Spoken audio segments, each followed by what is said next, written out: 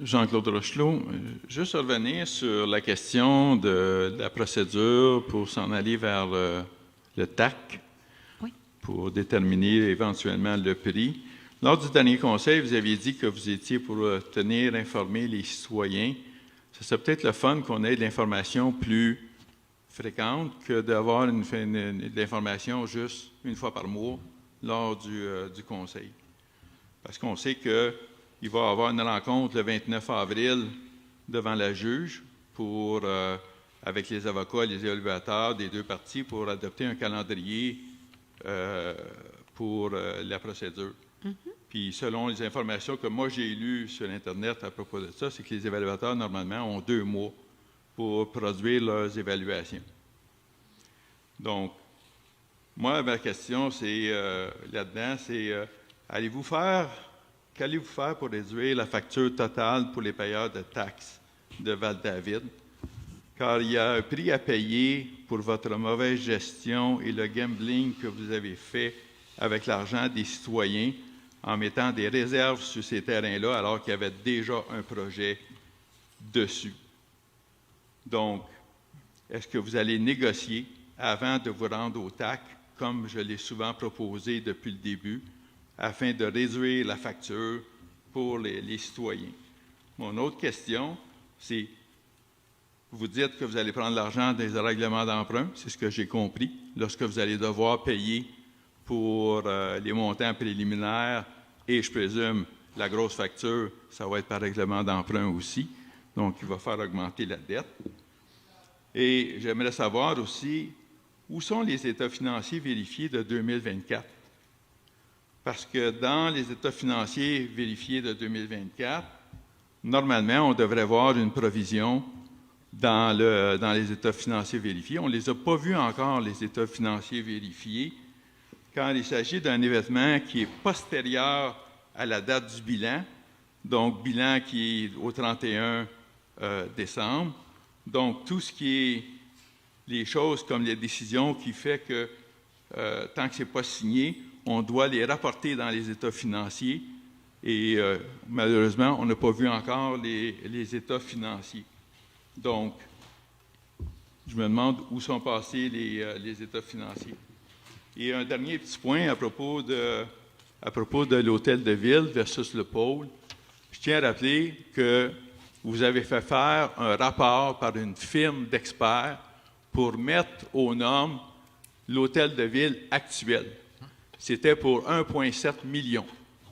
Donc, entre dépenser 30 millions ou dépenser 1,7 million pour la remettre aux normes, et quand vous dites que c'est Vétus, bien, les ingénieurs, eux autres, ils ont déterminé qu'avec 1,7 million, on pouvait les mettre aux normes. Merci.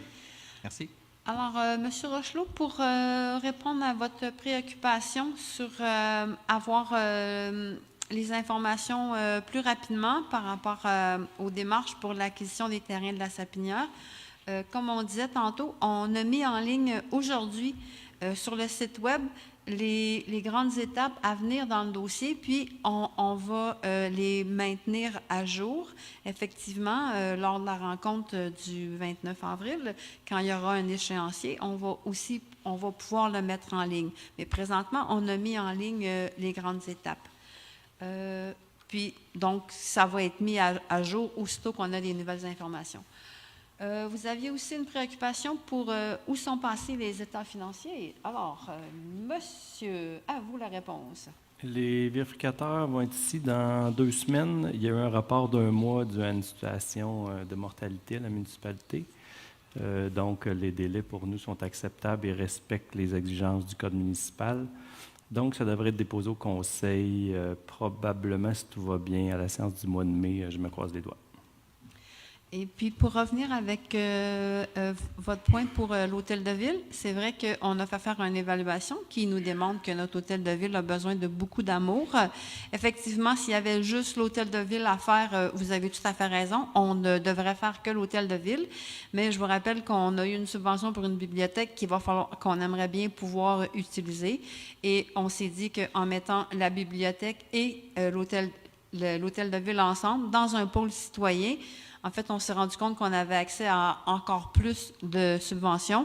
Et puis, dans les idées qu'on examine, c'est de voir si, au total, en faisant ça ensemble, ça ne va pas nous coûter moins cher. C'est dans les scénarios qui sont regardés. Laquelle? Qu'allez-vous faire pour réduire la facture totale pour les payeurs de taxes et est-ce que vous allez négocier? Parfait. Alors, je l'avais dit dans mes étapes, mais peut-être que c'était pas clair. Alors, je vais le répéter. Alors, entretenir un dialogue avec l'entreprise propriétaire et son équipe de professionnels pour discuter du montant final, c'est ce qu'on va faire tout du long. Monsieur Rochelot, je ne peux pas vous répondre autre chose que ça. Comment on va faire pour que ça coûte le moins cher possible? On va se parler, on va parler entre professionnels, puis on va essayer de trouver le prix le moins cher possible. C'est ça qu'on va essayer de faire. C'est vers ça qu'on s'enligne. Alors, moi, je pense qu'il faut voir ça en 2 temps.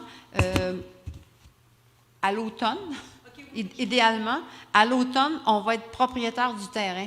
Qu'est-ce qu'on fait avec ce terrain-là?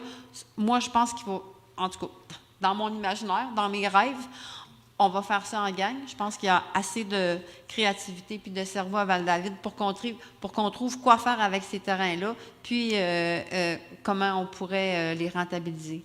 Mais oui, je pense, hein. Oui, mais ce que je suis contente d'apprendre, c'est qu'à l'automne, on va être propriétaire des terrains. Bien, c'est ça qui est décrit, Manon. Oui, mais à l'automne, on va être propriétaire des terrains. C'est correct? Je suis contente de savoir ça. C'est bon. Puis je vais le dire aux gens. Bien,